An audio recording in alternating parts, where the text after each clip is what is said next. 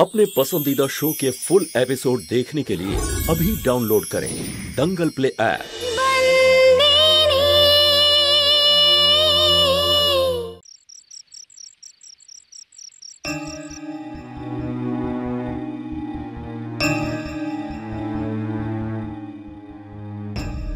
বাবা শান্তকে ডিভোর্স কেন দিচ্ছে?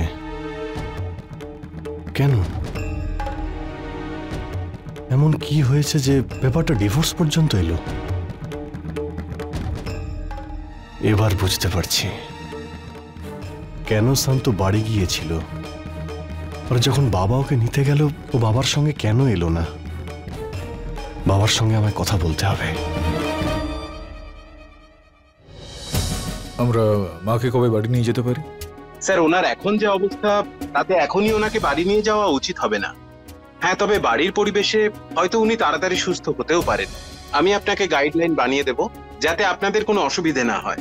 ঠিক আছে, আপনারা চিন্তা করবেন না, বাড়িতে মায়ের কোনো কিছুর অসুবিধা হবে না। ওকে, ধন্যবাদ। Take care.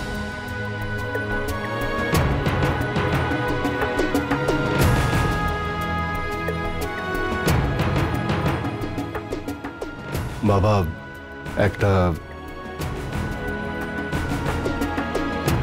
এটা কি সত্যি যে আপনি শান্তকে ডিভোর্স দিয়েছেন? এই বিষয়ে কথা বাড়িতে গিয়ে বলবো আমি। যেভাবে আপনি কথাটা এড়িয়ে যাচ্ছেন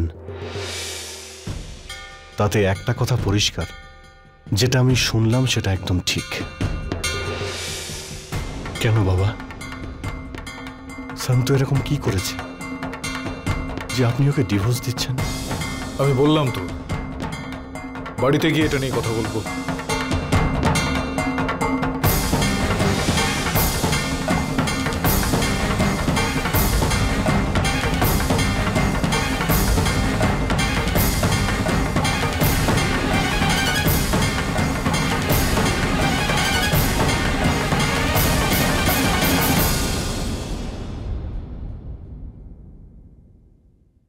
দাদু, তুমি জানো যে বাবা... জানি তো হিতেন। কি? বাবাকে তুমি আটকাওনি কেন? তুমি এরকম কেন করলেন? কার জন্য? শুধু তোমার জন্য। তোমার কারণেই এই বিবাহ বিচ্ছেদ। তোমার আর খেমির বিবাহ এই সমাজের নিয়মের বাইরে, কারণ সম্পর্কে সে হয় তোমার মাসি। ধর্মরাজ আর সন্তর সম্পর্কের কারণে তোমাদের দুজনের মধ্যে মাসি বোনপোর সম্পর্ক শেষ করার এটাই একমাত্র উপায়। বসুধাও এই ব্যাপারটা জানতো, আর এটাই হলো ওর হার্ট অ্যাটাকের কারণ ও কখনোই চাইনি ওর মেয়ের সম্পর্কটা নষ্ট হয়। আর সন্ত চাইতো তার এই ছেলের সম্বন্ধ সেখানেই হোক যেখানে সে চায়। শুধুমাত্র তোমার খুশির জন্য ওরা দুজনে ডিভোর্স পেপারে সাইন করেছে।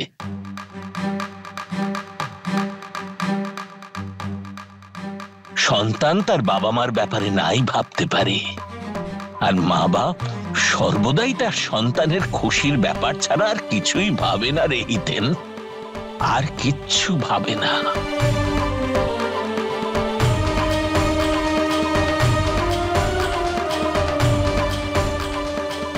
তুমি শুধু ধর্মরাজ মাইয়া বংশের স্ত্রী, কিন্তু তুমি কোনোদিনও আমার মা হওয়ার চেষ্টা করো না। তুমি এখানে কেন এসেছো? পালিয়ে যান হিতেন দাদা, তাহলে আপনাকে কোনো শাস্তি পেতে হবে না। তুমি এবার খুশি তো? তুমি যা চেয়েছিলে তাই হয়েছে। খেমি এই বাড়ি থেকে পালিয়ে গেছে তোমার জন্য। সন্তু, অনেক কথা বলার আছে তোমার সঙ্গে। আমার কাছে সময় নেই। আমি বাইরে গাড়িতে অপেক্ষা করছি, 2 মিনিটে না এলে আমি চলে যাব।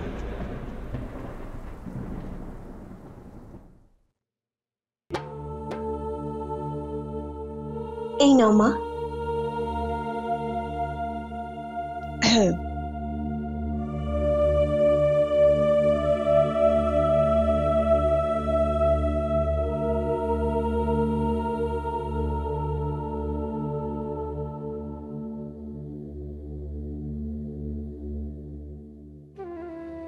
দেখো চম্পাকলি, এই হলো ওষুধ। সকালে খাবার পর আর রাতে খাবার পর মাকে মনে করে দিও। আর হ্যাঁ, এই যে দুটো রঙের গুলি, ডাক্তারবাবু এগুলোকে ক্যাপসুল বলছিলেন, এটাও যেন মাকে দিও ঘুমানোর আগে। আর হ্যাঁ, এই ওষুধগুলো জলের সাথে নয়, দুধের সাথে দেবে। তুমি বুঝতে পারছো তো? মালকিন, আপনি তো ওখানেই থাকবেন, আপনিই ওষুধ দিয়ে দেবেন মাকে।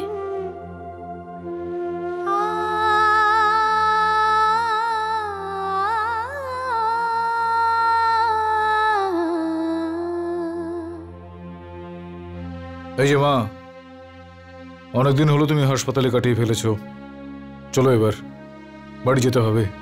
শান্তু, তুই এসেছিস তো?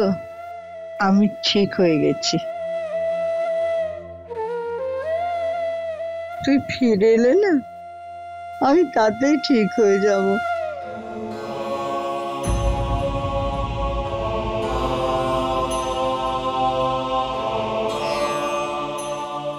মা, তুমি বেশি কথা বলো না। ডাক্তারবাবু তোমাকে বেশি কথা বলতে বারণ করেছেন না?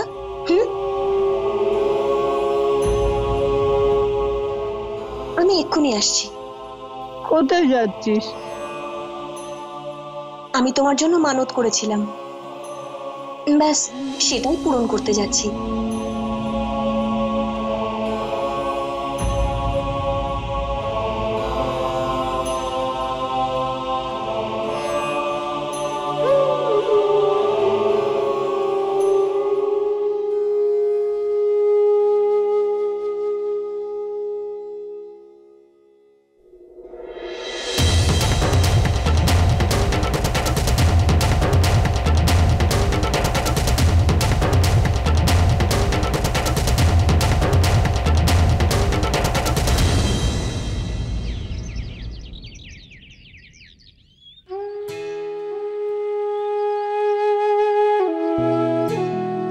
হে কোরিয়াল মা, আমি তোমার কাছে মানত করেছিলাম যে মা যদি সুস্থ হয়ে যায় তাহলে আমি নবরাত্রির 9টা উপোস করব।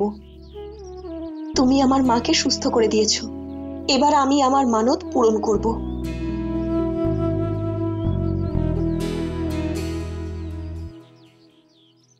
হিতেন দাদা, তুমি তুমি এরকম কেন করেছো শান্ত? এটা কি বলছো তুমি? কি করেছি আমি? শান্ত, আমি সবকিছু জানতে পেরে গেছি। আমাকে আর খেমিকে এক করার জন্য আর আমাদের খুশির জন্য তুমি তোমার নিজের সবকিছু ত্যাগ করে দিয়েছো। তুমি এটা কি করে করতে পারো শান্ত? তুমি একবারও ভেবে দেখলে না যে আমি আর খেমি যখন এটা জানতে পারতাম যে আমাদের এই সুখ তা তোমার বলিদান থেকে আমরা পেয়েছি। আমরা এটা কোনোভাবেই চাইতাম না যে আমাদের জন্য তোমাদের সম্পর্ক ভেঙে যাক। এটা জেনে কি আমরা খুশি হতাম?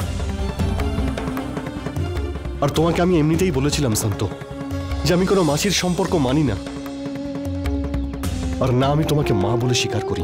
মা আর ছেলের সম্পর্ক শুধু জন্ম থেকে হয় না, মন থেকে হয়। কোরিয়াল মা আমাদেরকে জন্ম দেননি, কিন্তু তাও সবাই ওনার কাছে মাথা নত করে। যশোদা মা কৃষ্ণ ভগবানকে জন্ম দেননি, কিন্তু তাও কৃষ্ণকে তো সবাই ওনার ছেলেই বলে, তাই না? কিন্তু হিতেন দাদা, এখন এসব কথা বলে আর কি হবে? খেমি দিদির তো বিয়ে হয়। সেটাই তো আমিও বলতে চাই যে খেমির বিয়ে অন্য কারোর সঙ্গে হয়ে গেছে, আর খেমির সঙ্গে আমার আর কোনো সম্পর্ক নেই। তাই এখন তো তোমাদের ডিভোর্স হওয়ার কোনো কারণই দেখছি না আমি। হিতেন দাদা, এখন আর এসব প্রশ্নের কোনো মানে হয় না। অনেক দেরি হয়ে গেছে, আমাকে এখন যেতে হবে। মাকে হাসপাতাল থেকে বাড়ি নিয়ে যেতে হবে।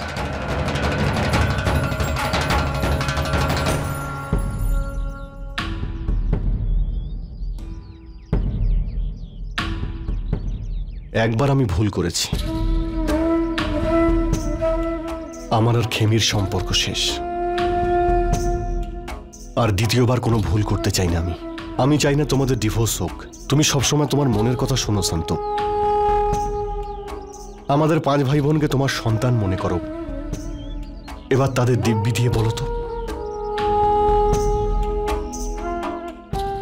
তুমি কি সত্যি এই ডিভোর্সটা চাও? তুমি কি আমাদের সঙ্গে আর কোনো সম্পর্ক রাখতে চাও না শান্ত? হিতেন দাদা, আমি এক্ষুনি তোমাকে বললাম যে সম্পর্ক মন থেকে তৈরি হয়। মাহিয়া বংশী পরিবারের সাথে আমার সম্পর্ক মন থেকে হয়েছে, যা কখনো ভাঙতে পারে না। আর দেখো না, কাল পর্যন্ত যে তার সমস্ত দুঃখে আমার হাত আছে ভাবতো, আজ সেই কিনা আমার হাত ধরে আমাকে থামাচ্ছে। আর সব থেকে বড় সত্যি হলো হিতেন দাদা, যে মালিকের সাথে আমার বিবাহ বিচ্ছেদ হয়ে গেছে। আমি আর ফিরে কখনো যেতে পারবো না।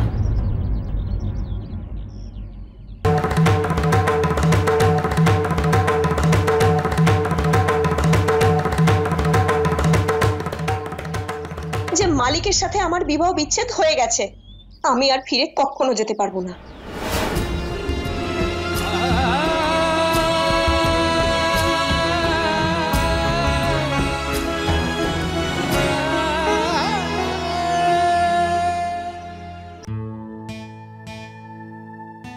এসে গেছিস মা?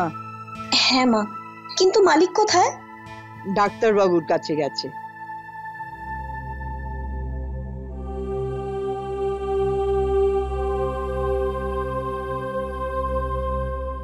একটা কথা বলবো শান্তু?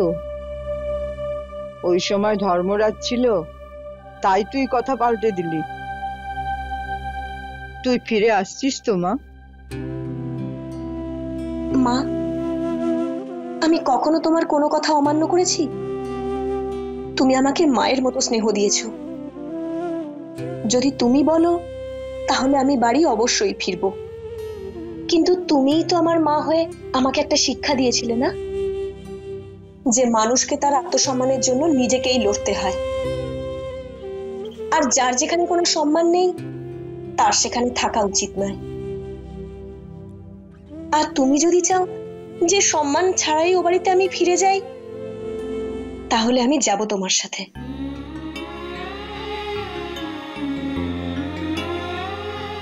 ঠিক আছে শান্তু, তোর মন যা চায় তুই তাই কর। আমি তোকে আসতে আর বলবো না।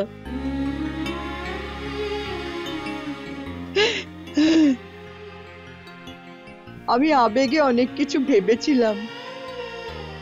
আমার স্বার্থের জন্য আমি তোকে বলেছিলাম।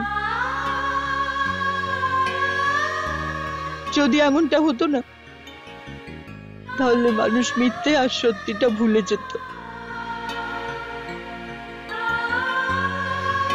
আমিও ভুলে গেলাম।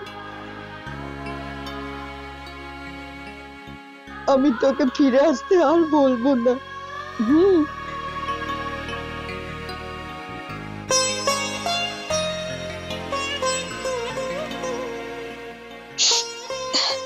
আমি যাচ্ছি মা। মালিকও এই এলেন বলে তোমাকে বাড়ি নিয়ে যেতে।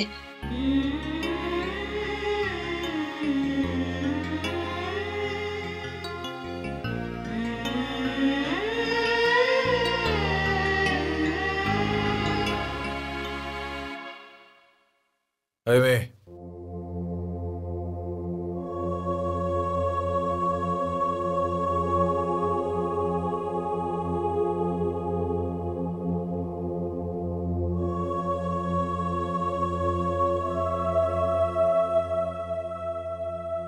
এই যে তুই সিদ্ধান্তটা নিয়ে ফেলেছিস না বাড়িতে না আসার, যেটা ঠিকই করেছিস তুই। কেননা আইনত এই বাড়ির সঙ্গে তোর আর কোনো রকম সম্পর্ক নেই। আইনত তুই আর ধর্মরাজের স্ত্রী নোস এখন। আর মা যে কথাটা বলছেন সেটা একদম ঠিক। মানুষের আত্মসম্মানের উপর অন্য কোনো কিছু জায়গা পেতে পারে না। কিন্তু আরো একটা বিষয়ও এই ক্ষেত্রে খুব প্রাসঙ্গিক, যে তুই যদি মায়ের সঙ্গে না থাকিস তাহলে উনি তাড়াতাড়ি সেরে উঠবেন না। আসলে উনি আমাকে জন্ম দেননি আমি জানি, কিন্তু তবু উনি আমার মা, নিজের মায়ের থেকে বেশি। যেটা তুই ওই সূর্য, বীরবা, কাদম্বরী আর হিতেনের জন্য করিস না, মা বহু বছর ধরে সেটা করে আসছেন আমার জন্য।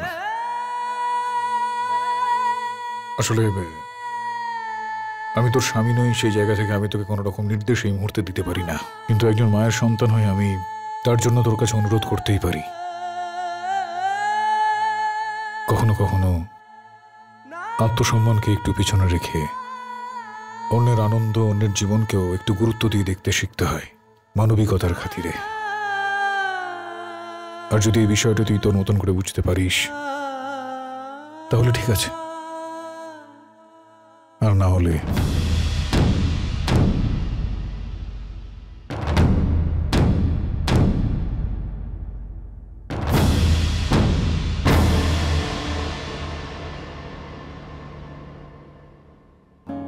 বাড়িতে আবার ফিরে আসা একটা স্বপ্নর মতো মনে হচ্ছে। আমি এখান থেকে গেলাম না, আমার মনে হচ্ছিল না যে আমি আবার ফিরে আসব। আরে মা, খামোখা মাথা গরম করে দাও কেন বলো তো? কতবার তোমাকে আমি বলেছি যে ভালো ভালো কথা বলার চেষ্টা করো। বাড়িতে চলে এসেছো, এখন বিশ্রাম নাও নিজের মতো। বিছানা থেকে একদম উঠবে না তুমি।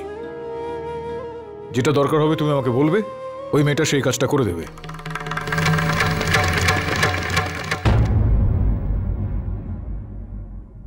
কি বললে? কে করে দেবে? আরে তোমার যা দরকার হবে তুমি আমাকে বলবে। এতজন রয়েছে এই বাড়িতে, দিদিভাই আছে, বাবা আছে, আমি আছি, ও আছে। এবার কথা কেন পাল্টাচ্ছিস? তুই এক্ষুনি বললি না শান্তু সব করে দেবে। আরে এমন কি আর কাজ করতো মা? ও এদিক ওদিক শুধু ঘুরে বেড়াতো, ব্যাস। ও এখানে ছিল না বলে কোনো কাজ কি বাকি পড়েছিল নাকি? সব কাজই তো ঠিকঠাকই চলছিল না? ঠিক বলেছিস তরু, ও যখন ছিল না তখনও তো কাজ হতো। যখন একজনের উপর ভরসা এসে যায় না, তখন তাকে ভোলা তো সহজ হয় না। তুমি ওকে আপন করেছো কি আপন করনি, কিন্তু আমি ওকে আমার মেয়ে মনে করি। আর ও একজন মেয়ের কর্তব্য পালন করেছে। মা যখন শান্তর ওপর এতটা নির্ভরশীল হয়ে পড়েছে, আর ও যদি শুধু কাজই করতে চায়, তাহলে এখানে থাকতেই পারে।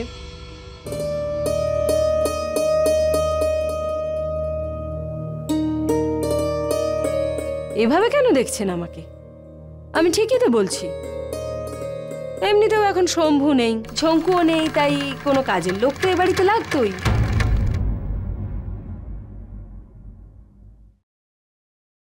শান্তু এ বাড়িতে চাকরানি হয়ে আসবে না। আমি এই অপমান সহ্য করতে পারবো না। তোমার জন্য যদি আমাকে চাকর হয়েও আসতে হয় মা, তাহলেও আমি আসবো।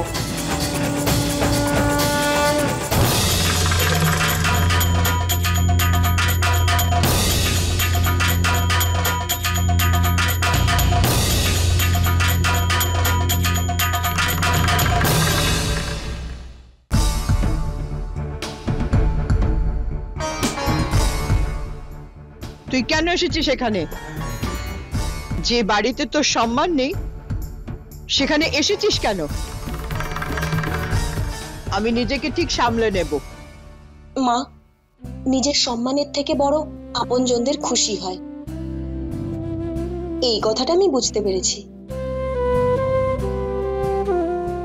যতক্ষণ না তুমি সুস্থ হচ্ছ, আমি তোমার কাছেই থাকবো। কখনো কখনো নিজের সম্মানের থেকে বেশি আপনজনদের খুশি আর জীবনকে গুরুত্ব দেওয়া উচিত। এটাই হলো মনুষ্য ধর্ম। তুই যদি আমার ঠিক হয়ে যাবার পর চলে যাবি মনে করিস, আমি ভগবানের কাছে প্রার্থনা করব আমায় যেন সুস্থ না করেন। না মা, এরকম বলো না, নয়তো আমি এক্ষুনি চলে যাব এখান থেকে। না না মা, তুই যাস না মা। তুই যখন বলবি আমি তখন ওষুধ খাবো, তুই যখন বলবি তখন খাবো, তুই যা বলবি আমি সবকিছু করবো মা। শুধু তুই চলে যাবার কথা বলিস না মা।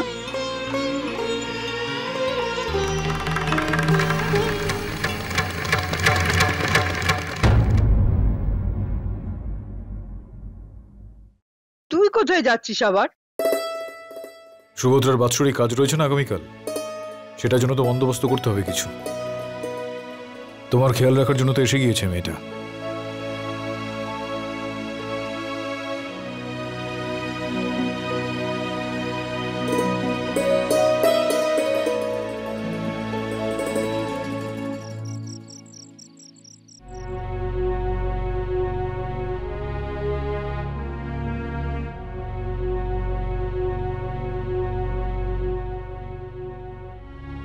হাই।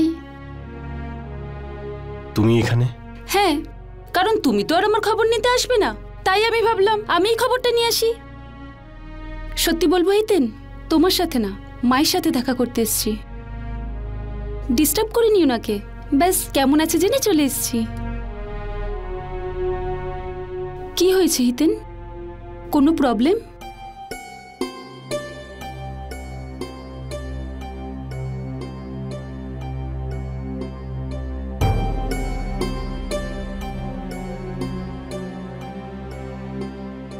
বাবা শান্ত ডিভোর্স হয়ে গেছে তোরাল, যাতে খেমি সম্পর্কে আমার মাসি না হয় আর আমাদের বিয়েতে বাধা না থাকে। কি? তোমার আর খেমির যাতে বিয়েটা হতে পারে তার জন্য শান্ত ডিভোর্স পেপারে সাইন করে দিয়েছে? আই মিন, এটা কি করে হতে পারে? এত বড় স্যাক্রিফাইস! জানি না এটা কবে হয়েছিল আর কিভাবে হয়েছিল তোরাল, কিন্তু এবার আমার সময়। আমি সিদ্ধান্ত নিয়ে নিয়েছি বাবা আর শান্তকে যেভাবেই হোক আবার এক করব। আর এই কাজের জন্য যদি আমার কোনো রকম সাহায্যের প্রয়োজন হয় আমাকে বলো, আমি তোমার পাশে আছি। হ্যাঁ তোরাল, আমি জানি যে তুমি আমায় সাহায্য অবশ্যই করবে, কিন্তু এই কাজটা তো আমি একাই করতে চাই।